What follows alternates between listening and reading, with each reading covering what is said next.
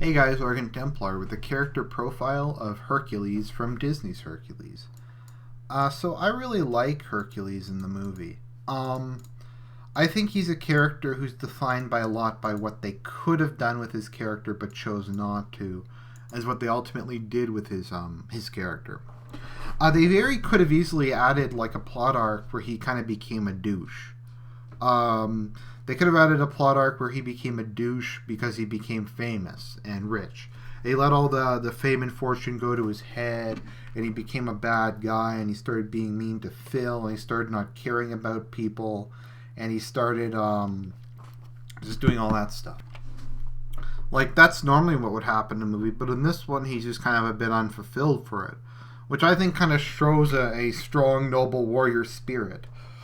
Because he innately notices that his life is kind of pointless to a certain extent. I mean, he's having all this fame and fortune, but there's really no challenge in it. There's nothing really to try him as a man. Men like challenge. Men like to be put up against something else. They like to have something to protect. And Hercules kind of just found his job too easy. His goal was kind of the manly goal he was working towards was to try to become a god. I think that's to a certain extent just because he didn't have Meg in his life yet, and he was trying to kind of focus on a goal. It's not really kind of the ultimate goal for a male, but it is a goal, and it is kind of something humans have always sought. So it is kind of a noble and respectable thing to desire godhood. But no, he kind of goes through a period, particularly after he becomes a hero, where he's getting a bit kind of tired of it all. He kind of doesn't really get the point of what he's doing anymore. Because he's kind of isolated from the rest of humanity as a man god, as a human with godlike strength. People don't really understand him. He doesn't really fit in exactly. It's kind of an opposite of how he was as a kid. He's so far above everyone else that he can't relate to them. Much in the same way as he was so reviled by everyone else, he couldn't relate to them when he was younger. So we kind of have this. I think what he needs to complete him is to kind of come full circle, to resolve the issues with his birth, to resolve, for lack of a better term, his daddy issues, and to kind of get a woman who will complete him.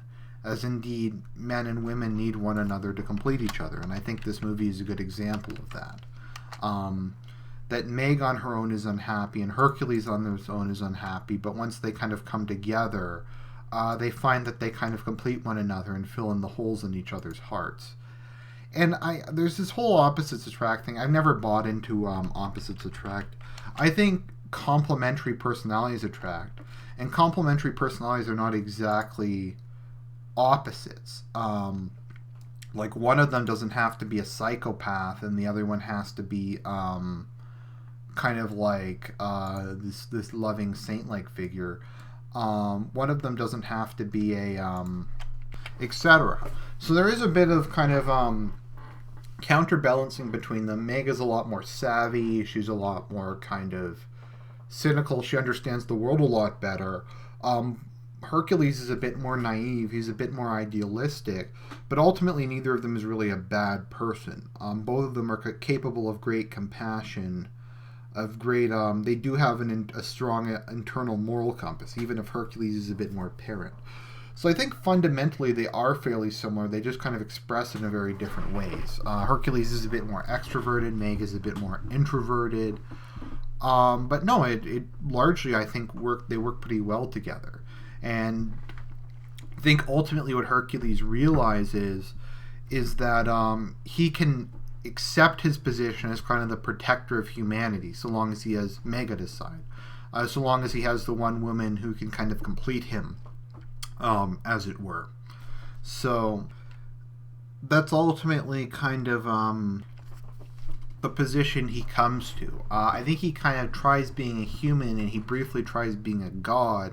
And he kind of accepts that he is he's more identifies with being human, but he comes to accept being superhuman, as it were, to kind of be a protector for humanity, to kind of be a benevolent figure to watch over them, to look after them, to protect them from evil, to protect them from the monsters of the world. I think he comes to understand why that's important, and comes to believe that that is all he really needs out of life, and to be okay with that. Kind of that very much that tension that was there before no longer in effect exists. His lifelong desire of resolving kind of the issues with his godhood and resolving the issues with his mortalhood have kind of been put together. Hercules, in a certain sense, I kind of like the take they took on him as a hero. He is a hero. He is kind of like this big buff guy, but he's also kind of somewhat sensitive. He's also somewhat kind of a bit awkward, etc. Kind of a bit out of place, and it kind of makes him easier to relate to than kind of an all-powerful alpha male. I'm not trying to say he's some kind of wuss or anything. Hercules far from a wuss. He's brave to the point of foolishness and willing to die to protect the things he believes in. He's just not one of these kind of like fuck 20 bitches, rip some people's heads off, all that kind of stuff. He's kind of a little more gentle. He's a little more kind of loving, etc. I think it makes him a lot more kind of sympathetic than a lot of other kind of protagonists like him. So that's just kind of my thoughts on the matter. Not too much to say about Hercules. He's pretty straightforward. He's a lot less complicated than Meg or Hades. I'll probably do one on Hades too. Might do one on Phil. Phil's pretty straightforward though. As I've said, he's a Jewish satyr. This is Argent Templar signing out.